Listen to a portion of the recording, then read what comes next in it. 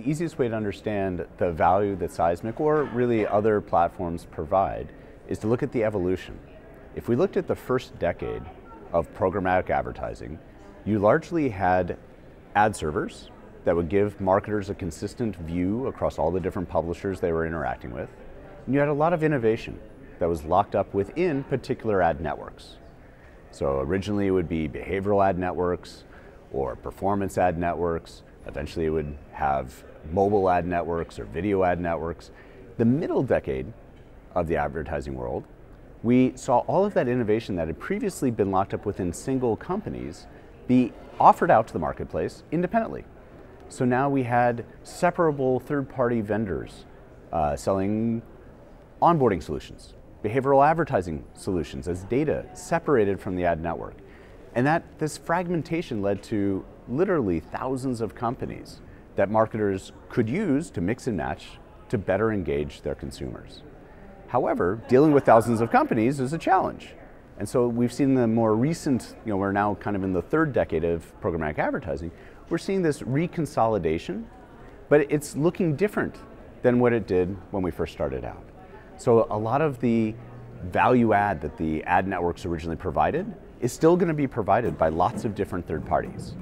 But the UIs that we are building to make it easy for marketers to make use of all this technology are what are being standardized, as well as the pipes to exchange information across all these companies.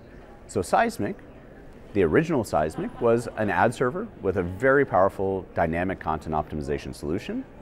It acquired Rocket Fuel, which is a very good DSP, that itself had acquired a very good DMP called X+1.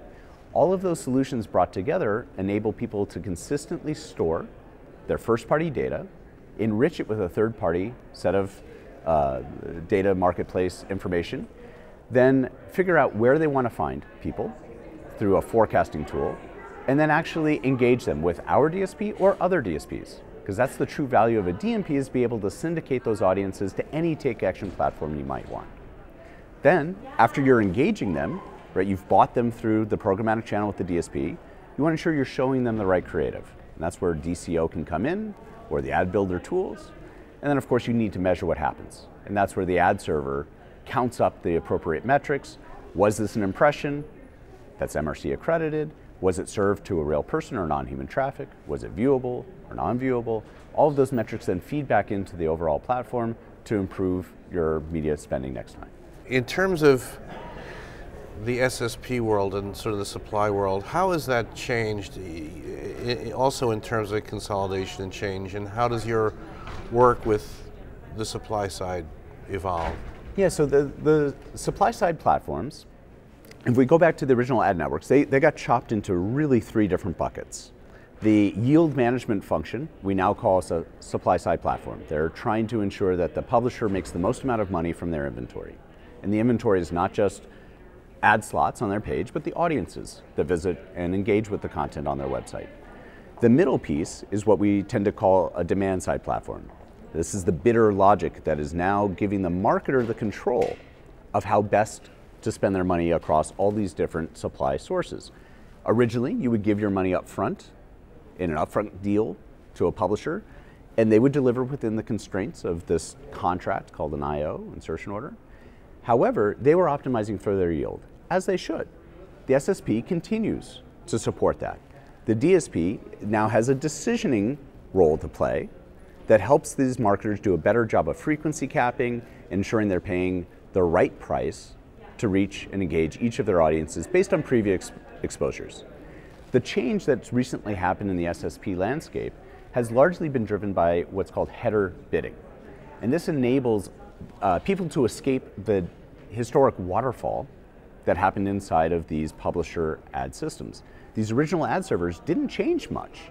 And so they were really built to sequence in different tiers of yield management, from your upfront direct sold and then things that were now a spot marketplace for the unsold. However, we've often found that there's more value, higher price points in this indirect sold. Now the demand coming from the DSPs, because they represent such a big portion of revenue, that sometimes it makes sense to serve these ahead of what was direct sold. And so in that instance, the header bidding enables these companies to escape the traditional waterfall, bring the additional demand, which benefits both sides. The buyers are never overpaying, they're getting a positive ROI. The sellers are getting a higher yield. So this is a win-win. And finally, I wanted to ask about what you hope to be Sizmek's perception in the marketplace. Obviously, you guys are independent. You're not a walled garden, but kind of define what your ecosystem is relative to some of the bigger players we know. Yeah, we think that the innovation that's driven by all these startups is incredibly important to the future of the internet. So I've been working very closely with the IAB Tech Lab, IAB EU, not only on privacy regulations, but how to programmatically build technology that protects the very important rights of consumers with the interests of marketers and ensures that we have this vibrant, competitive ecosystem, especially with all the innovations that are brought to our marketplace by all these new startups. So that's what I call the open web, and Sizmek is a very strong supporter. We want to make it simple for buyers. We are a buy-side player. We want to make it simple for them to deal with this wide range of vendors. We want to give them transparency over how their money is being spent, and we want to give them control over how they interact with them.